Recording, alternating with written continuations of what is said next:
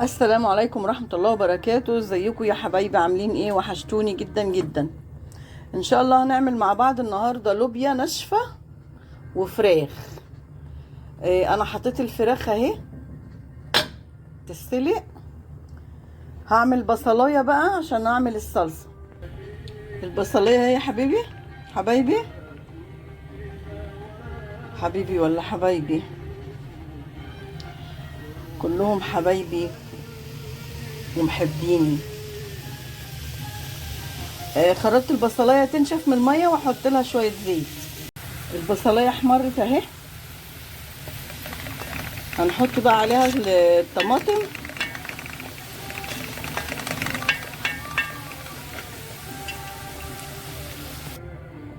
الطماطم اهي يا حبايبي، احطها بقى لما تتسبك. هسيبها تتسبك بقى. وهنا الفراخ خلاص اهي قربت تستوي. هعمل شويه الرز بقى. شويه الرز حبايبي اهم. هعملهم انا رز ابيض. هخش اغسله وادن اقلب فيه كده لما ينشف من الميه في الحله، وبعدين اسقيه يا ميته يا شربوته. هنعمل شويه رز ابيض النهارده، مش هنعملهم ولا بشعريه ولا واحده بواحده. نعمله رز ابيض النهارده. هروح اغسله حبايبي وارجع لكم. بصوا حبايبي اللوبيا اهي. حطيت فلفل اسمر وحطيت كمون وحطيت نص معلقه بابريكا، نص معلقه صغيره بابريكا، وواحدتين ماجي. هنغطي بقى ونسيبها تستوي. خلاص غطيت كده حبايبي اهو.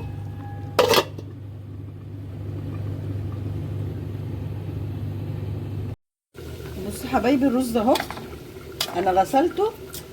بصوا بيكلبش في بعضه ازاي. الرز اهو يا حبايبي اول ما يفك من بعضه كده، هو مكلبش كده دلوقتي عشان فيه ميه. اول ما ينشف هيفك من بعضه كده ويخرز. اول ما يخرز احط له واحده ماجي واحط له ميته. بصوا حبايبي الرز اهو خرز. بصوا عامل ازاي، ما كانش بيتقلب كده، خرز زي انا ما بقول لكم. اما يخرز كده شرب ميته خلاص اهو. هحط فيه واحده ماجي تسيح، اقوم حاطه الميه بتاعته. سقيت ميته حبايبي اهي. هنغطي بقى.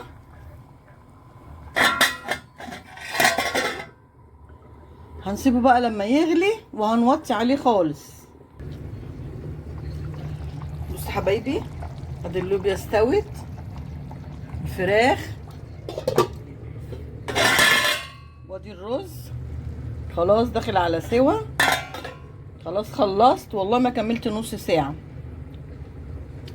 والاكل خلص. انا مش هغرف دلوقتي، هغرف لما يجي محمد. لما يجي محمد واغرف هصوره لكم.